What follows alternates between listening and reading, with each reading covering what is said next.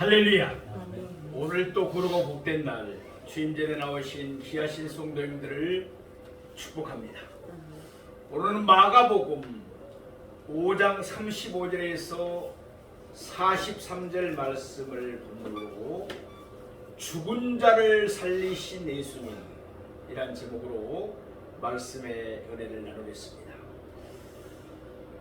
이제 겨울이 천천히 가고 있습니다. 봄이 오고 있습니다.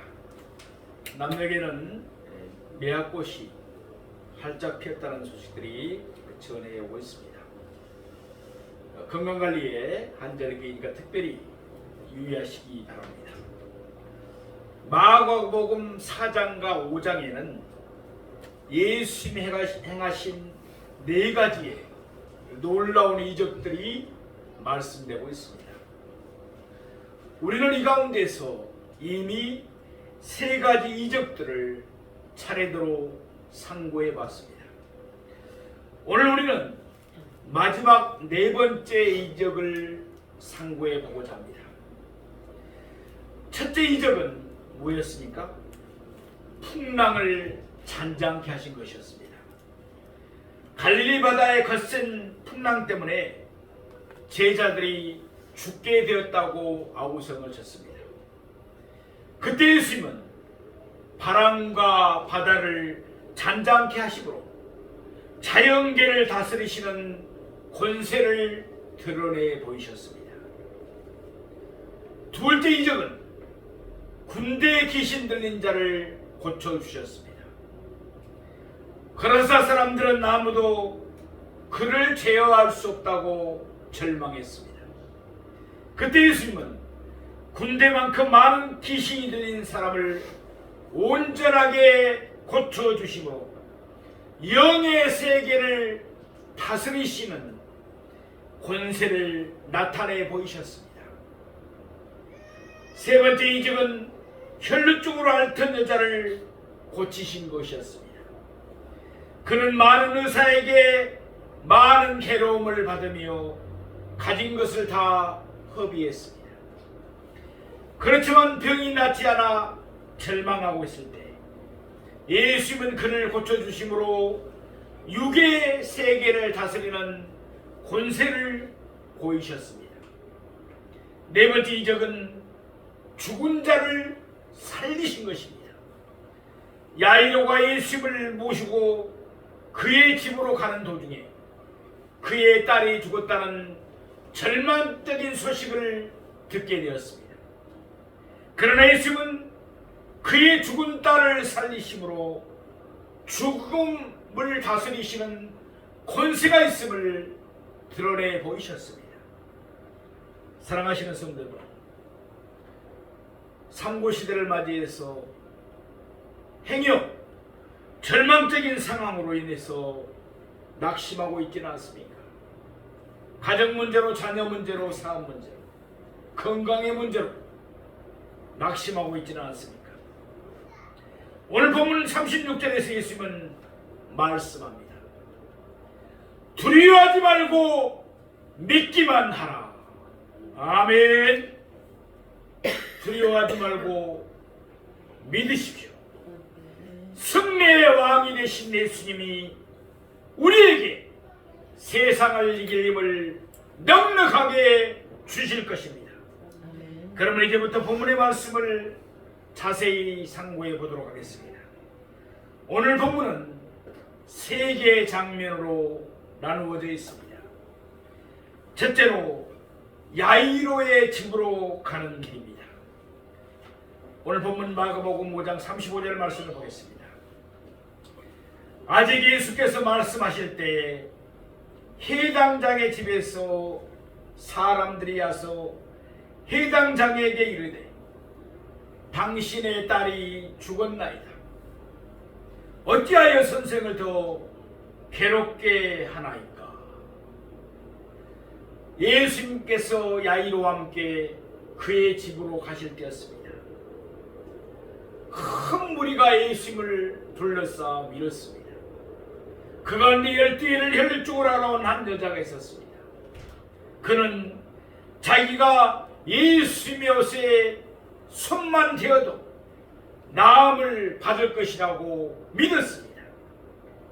그 여자가 예수님의 뒤에서 예수님의 손에 예수님의 옷자락에 손을 대었을 때 그 여자의 12에 된 헬리병이 깨끗하게 치유된 줄로 믿습니다.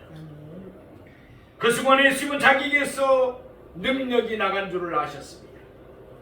그래서 예수님은 무리 가운데서 일부러 그 여자를 찾으셨습니다. 그 여자는 예수님 앞에 바짝 엎드려서 모든 사실을 알렸습니다. 그러자 예수님은 그 여자에게 따뜻하게 말씀하셨습니다. 오늘 본문 바로 앞절에 있는 야고보서 5장 34절 말씀입니다. 딸아, 내 믿음이 너를 구원하였으니 평안히 가라. 내 병에서 놓여 건강할지어다. 아멘. 아직 예수님이 그 여자에게 말씀하고 계실 때였습니다. 해당장 야이로의 집에서 보낸 하인들이 그곳으로 왔습니다. 그들은 야이로에게 절망적인 소식을 전했습니다. 당신의 딸이 죽었나이다. 어찌하여 선생을 더 괴롭게 하나이까? 그들의 생각은 무엇이었습니까? 야이로의 딸이 병들어 있는 동안은 예수님께서 그를 고치실 수 있다고 믿었습니다. 그러나 야이로의 딸이 죽고 난 뒤에는 예수님도 그녀를 어찌할 수 없다고 생각했었습니다. 이제는 너무 늦었다는 것입니다. 우리 마가복음 5장 36절 말씀을 보겠습니다. 예수께서 그 하는 말을 곁에서 들으시고 회당장에게 이르시되 두려워하지 말고 믿기만 하라 하시고 아멘. 예수님은 야이로의 집에서 온 사람들이 야이로에게 하는 말을 곁에서 들으셨습니다. 그리고 평소와 같이 평온하신 모습으로 야이로를 향하여서 말씀하셨습니다. 두려워하지 말고 믿기만 하라. 아멘. 두려움은 믿음을 약화시킵니다. 그래서 예수님은 야이로의 믿음으로 두려움을 물리치라고 말씀하신 것입니다. 출애굽기 14장에 나오는 말씀입니다. 이스라엘 자손이 홍해 앞에 이르렀을 때 애굽 군대가 그들을 쳐들어왔습니다. 앞에는 홍해 바다가 가로막고 있습니다. 뒤에는 애굽 군대가 쳐들어왔습니다. 말 그대로 진퇴양난이었습니다. 그러자 이스라엘 자손들은 심히 두려워했습니다. 그러나 모세는 하나님을 믿었습니다. 그래서 모세는 담대하게 온 이스라엘을 이끌고 홍해를 건넌 줄로 믿습니다. 사무엘상 11장에 나오는 내용입니다. 이스라엘과 블레셋 사이에 전쟁이 일어났습니다. 블레셋의 거인 골리앗 때문에 온 이스라엘들이 두려워 떨었습니다. 그러나 다윗은 하나님을 믿었습니다. 그래서 다윗은 담대하게 물매 돌을 던지면서 골리앗을 쓰러뜨렸습니다. 하나님에게는 절망적인 상황이 결코 있을 수가 없습니다. 그렇습니다. 하나님을 아버지로 믿는 우리에게도 절망적인 상황은 절대 있을 수가 없습니다. 사람의 것이 오히려 하나님에게는 시작이 될 뿐입니다. 예수님은 하나님이십니다. 그러므로 예수님에게 절망적인 상황이란 절대 있을 수가 없습니다. 마음에 낙심되는 일이 생겼습니까? 두려워 말고 예수님을 믿기만 하십시오. 예수님은 자연 세계도 영의 세계도 육의 세계도 그리고 죽음도 다스리십니다. 예수님은 나의 능력이 되셔서 나에게 모든 문제를 이겨낼 힘을 주실 줄로 믿습니다. 두 번째, 야이로의 집입니다. 우리 오늘 본문 5장 37절 말씀을 보겠습니다. 베드로와 야고보와 야고보의 형제 요한에게 아무도 따라옴을 허락하지 아니하시고. 아멘. 예수님은 더 이상 무리가 따라오는 것을 허락하지 아니하셨습니다. 예수님은 그의 12 제자들 가운데서 단 3사람, 베드로와 요한과 야고보, 이 3사람만 따라오게 했습니다. 아마도 예수님은 나머지 9에게는 무리가 따라오는 것을 막도록 하셨을 것입니다. 이들 3사람은 예수님의 측근 중에 측근이었습니다. 마가복음 9장 2절 말씀을 보면은 예수님이 베나산에 올라가셨을 때도 이들 3사람만을 데리고 올라가셨습니다. 또한 마가복음 14장 33절 말씀을 보면은 예수님께서 겟세마네 동산에서 기도하실 때에도 이들 세 사람만이 예수님 곁에 있었습니다. 우리 모두도 이들 3사람처럼 예수님의 충성스러운 일꾼이 되기를 원합니다. 우리도 이들처럼 예수님의 충성된 정인이 되기를 원합니다. 우리도 이들 3 제자처럼 예수님께 인정을 받으며 예수님의 일에 기이 쓰임받는 저와 여러분이 되시기를 축복합니다. 우리 오늘 마가복음 5장 38절 말씀 보겠습니다.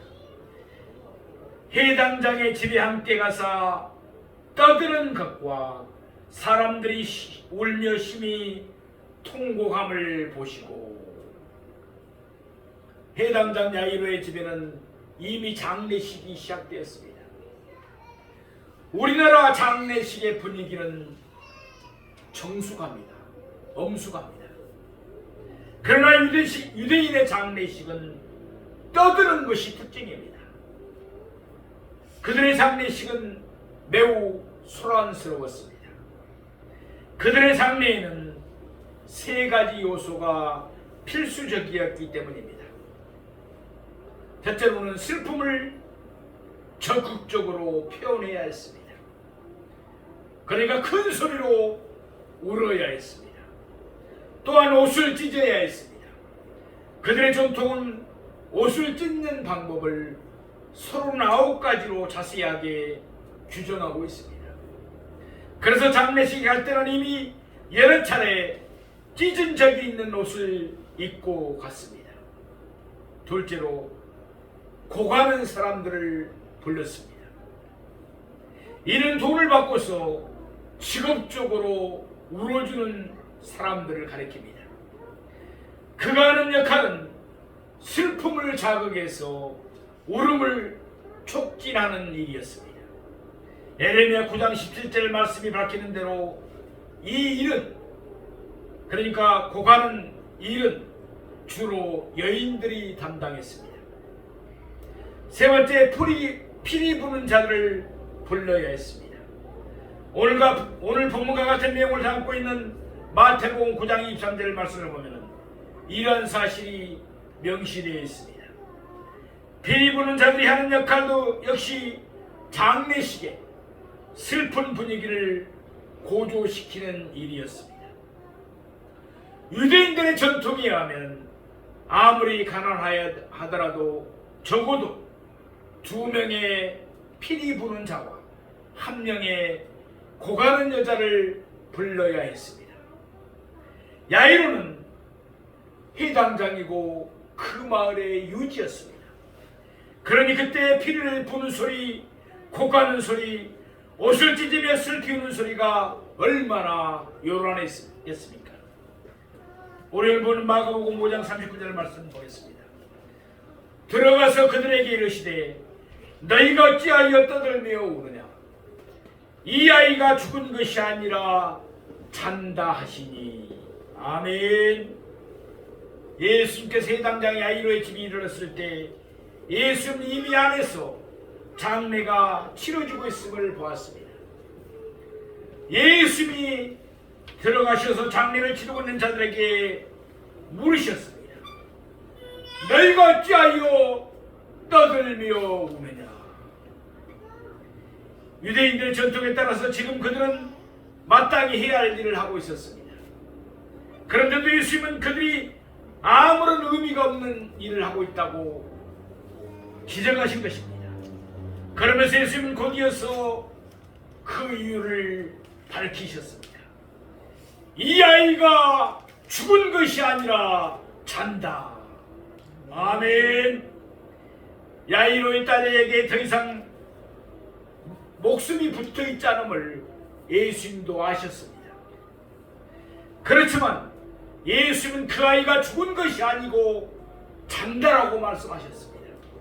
왜냐하면 마치 잠자는 아이를 깨우는 것처럼 예수님은 곧 그 아이를 죽음에서 일으키실 것이기 때문입니다. 요한복음 11장 11절을 보면 나사로가 죽었을 때도 예수님은 그가 죽었다고 말하지 않습니다. 뭐라고 말씀하십니까? 그가 잠들었다 라고 말씀하십니다. 사도행전 7장 60절 말씀을 보면 스데반이 순교할 때도 잔다는 표현을 사용하고 있습니다. 또한 데살로니가전서 4장 13절에서도 성도의 죽음을 잔다는 표현으로 말씀하고 있습니다. 그러므로 예수님은, 그리고 예수님을 따라서 성경의 기자들은 죽음을 잔다는 말로 표현하고 있을까요? 죽음은 그것으로 끝나지 않기 때문입니다. 자다가 깨는 것처럼 다시금 일어나 깰 때가 있기 때문입니다. 언젠가는 우리의 호흡도 끝날 것입니다. 사람의 생명은 유한하지 않습니다. 고린도후서 5장 8절 말씀이 밝히고 있는 것처럼 그때 우리의 영혼은 우리의 몸을 떠나서 예수님과 함께 있게 됩니다. 그래서 누가복음 23장 43절에서 보면은 예수님이 십자가에 달려 회개한 강도에게 말합니다. 오늘 내가 나와 함께 낙원에 있으리라 라고 말씀하셨습니다. 그러니까 죽으면 그 영혼은 예수님과 함께 있게 됩니다. 물론 육신은 썩어서 흙으로 돌아가죠. 그러니까 잠을 잔다는 것은 성도의 영혼이 아니라 성도의 몸입니다. 성도가 육체의 장막을 떠나면 성도의 영혼은 그 즉시 예수님이 계신 천국으로 갑니다. 그러나 예수님이 다시 오시는 날까지 그의 몸은 잠을 자게 됩니다. 그러다가 고린도전서 15장 51절에서 53절 말씀이 밝히고 있듯이 예수님이 다시 오시는 날 성도들의 잠자는 몸들이 깨어납니다. 일어납니다. 그때 그들의 몸은 썩지 아니하고 죽지 아니함을 잊게 됩니다. 말하자면 영광스러운 몸으로 부활하게 되는 것입니다. 그러면 예수님이 부활의 몸을 입으신 것처럼 천국의 성도들의 영혼도 부활의 몸을 입습니다. 말하자면 성도들의 영혼과 육체가 온전하게 재결합하는 것입니다. 그래서 로마서 8장 17절 말씀처럼 성도들은 예수님과 함께 영원한 영광을 누리게 되는 것입니다. 이와 같이 성도의 죽음은 끝이 아닙니다. 성도의 영혼은 예수님이 계신 천국으로 올라갑니다. 그리고 성도의 몸은 잠시 잠이 듭니다. 그러다가 예수님이 다시 오시는 날 깨어나서 영화롭게 변화가 됩니다. 그러므로 성도는 죽음을 두려워할 필요가 전혀 없는 줄로 믿습니다. 세 번째, 야이로의 딸이 있는 곳입니다. 우리 오늘 본 마가복음 5장 40절 말씀 보겠습니다. 그들이 비웃더라. 예수께서 그들을 다 보내신 후에 아이의 부모와 또 자기와 함께한 자들을 데리시고 아이 있는 곳에 들어가사. 아멘. 떠들며 우는 자들은 예수님을 비웃었습니다. 누가복음 8장 53절을 보면은 그들이 그 죽은 것을 아는 고로 비웃더라 라고 말씀합니다. 그렇죠. 그들은 예수님이 어떻게 죽은 자를 살릴 수 있을까? 아니지. 조롱하며 비웃었을 것입니다. 그러니까 그들은 그 아이가 죽은 것이 아니라 잔다고 하신 예수님의 말씀을 문자 그대로 받아들인 것입니다. 야이로의 딸이 죽은 지도 이미 몇 시간 흘렀습니다. 그러나 예수님은 전혀 동요하지 않았습니다. 예수님을 비웃는 그들을 다 내보내셨습니다. 그리고 예수님은 그 아이의 부모와 함께 예수님의 세 제자들 곧 베드로와 야고보와 요한만 데리시고 아이가 있는 곳으로 들어가셨습니다. 우리는 본문 마가복음 5장 41절 말씀을 보겠습니다. 그 아이의 손을 잡고 이르시되 달리다고 하시니 번역하면 곧 내게 말하노니 소녀야 일어나라 하심이라. 아멘. 예수님은 그 아이의 손을 잡고 일으키셨습니다. 그리고 말씀하셨습니다. 사실 예수님은 말씀만 하셔도 되셨습니다. 민수기 19장 11절 말씀을 보면은 사람의 시체를 만지면 부정해집니다. 그런데 예수님은 그 아이의 손을 잡고 말씀하셨습니다. 오늘 본문 앞에 나오는 23절에서 야이로는 예수님에게 아이의 몸에 손을 얹어주시기를 강구했습니다. 예수님은 야이로의 강구를 들어주신 것입니다. 예수님은 야이로가 원하는 것 이상으로 들어주셨습니다. 참으로 긍휼이 풍성하신 예수님이십니다. 예수님은 그 아이의 손을 잡은 채 그에게 말씀하셨습니다. 달리다굼. 아멘. 이는 예수님이 당시 유대인들이 사용하던 아람어를 그대로 음역한 것입니다. 달리다는 소녀를 뜻합니다. 그리고 굼은 일어나다라는 뜻입니다. 본식 유대인들의 언어는 히브리어였습니다. 그러나 그들이 바벨론에서 포로 생활을 마치고 돌아온 후에는 바사 사람들이 쓰던 아람어를 사용했습니다. 그래서 예수님도 아람어로 말씀하시며 아람어로 사람들을 가르치셨습니다. 그런데 신약 성경은 그 당시 모든 나라들이 공용어로 여기던 헬라어로 기록되어 있습니다. 더군다나 마가복음은 로마에 있는 사람들을 위해서 쓰여진 복음서입니다. 따라서 그들이 아람어인 달리다굼이라는 말을 들으면 그 말을 제대로 이해할 수가 없습니다. 그래서 오늘 본문을 보면 달리다굼이라는 말을 번역하고 있습니다. 내가 내게 말하노니 소녀야 일어나라. 아멘. 우리 마가복음 5장 42절 말씀을 보겠습니다. 소녀가 곧 일어나서 걸으니 나이가 12살이라.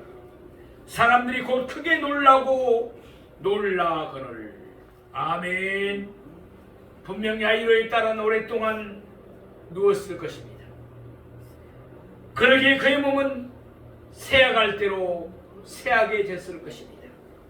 그럼에도 불구하고 그녀는 곧 일어나서 걸었습니다. 소녀라고 해서 아이라고 해서 어린 딸이라고 해서 나이가 아주 적은 것은 아닙니다. 그의 나이는 몇 살이라고 했습니까?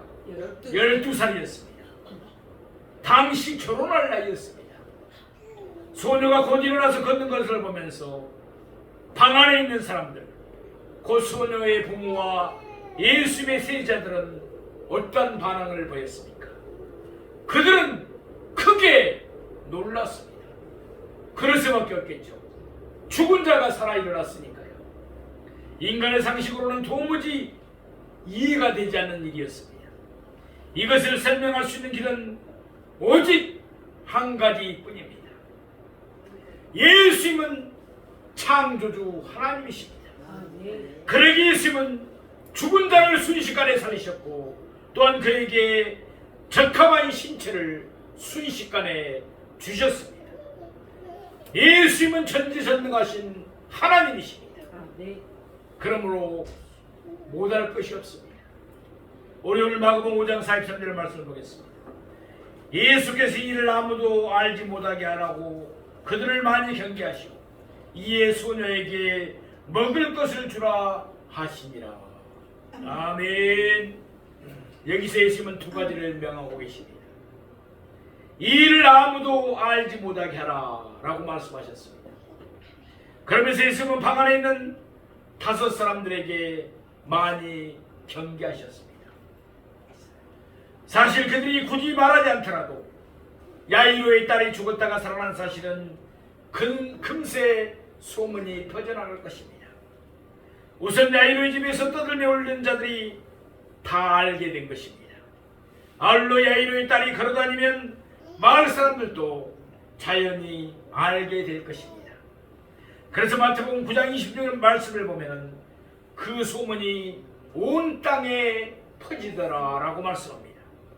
이처럼 이 일이 결코 감춰줄 수가 없었습니다. 그런데도 예수님은 이 일을 아무에게도 말하지 말라고 말씀하셨습니다. 우리는 뒤따르는 말씀에서 그 이유를 추측해 볼 수가 있습니다. 또 예수님은 말씀하셨습니다. 소녀에게 먹을 것을 주라. 소녀의 부모에게 명하신 말씀이었습니다. 야이로와 그의 아내는 너무나 기뻐서 어찌할 바를 몰랐을 것입니다. 그렇죠. 죽은 그의 애동딸이 살아났으니 얼마나 기쁘고 기뻤겠습니까? 분명 그들은 그대로 뛰어나가서 예수님께서 내 아이를 살려주셨다 라고 외치고 싶었을 것입니다. 만일 그들이 그렇게 하면 사람들이 그곳으로 우르르 몰려들었을 것입니다. 그리고는 요한복음 6장 15절 말씀과 같이 사람들은 예수님을 억지로 붙들어서 자기들의 임금으로 삼고자 하였을 것입니다. 그래서 예수님은 그들이 그렇게 하지 못하도록 경계하신 것입니다. 그 대신 예수님은 그들에게 명하기를 소녀에게 먹을 것을 주라고 말씀하셨습니다. 그동안 소녀는 병 때문에 먹지를 못했습니다. 그런데 이제는 건강하게 되었습니다. 그런 이제는 얼마든지 먹을 수 있었고 또한 온기가 항성한 몸이기에 먹어야만 했습니다. 예수의 명에 따라서 야이로와 그의 아내는 조용하게 그의 딸에게 먹을 것을 갖다 주었을 것입니다. 그런 동안에 오늘 본문 다음 절인 마가복음 6절 1절 말씀처럼 예수님은 그의 제자들을 데리시고 조용히 그곳을 떠나 예수님의 고향인 나사렛에 가실 수가 있으셨습니다. 사랑하시는 성도 여러분, 오늘 우리는 말씀을 통하여 예수님은 죽음도 다스릴 수 있다는 사실을 알게 되었습니다. 죽음을 두려워하지 맙시다. 죽음은 잠을 자는 것입니다. 깨어나면 우리는 예수님과 함께 있을 것입니다. 그리고 예수님이 다시 오실 때 우리의 몸도 영화롭게 부활할 것입니다. 또한 우리는 예수님의 풍성하신 공일도 다시금 깨닫게 되었습니다. 예수님은 멀리서도 능력을 행하실 수가 있으셨습니다. 그러나 예수님은 야이로의 집까지 친히 가셨습니다. 그리고 예수님은 소녀의 손을 잡아주셨습니다. 예수님은 소녀의 먹을 것까지도 자상하게 챙겨주셨습니다. 이 시간 예수님은 우리 각자에게 말씀하십니다. 두려워하지 말고 믿기만 하라. 아멘. 죽은 자를 살리신 예수님이 하신 말씀입니다. 공일이 풍성하신 예수님이 하시는 말씀입니다. 예수님의 말씀으로 인호를 받으시며 새롭게 용기를 내셔서 세상을 이기며 살아가는 저와 여러분이 되시기를 주님의 이름으로 축원합니다.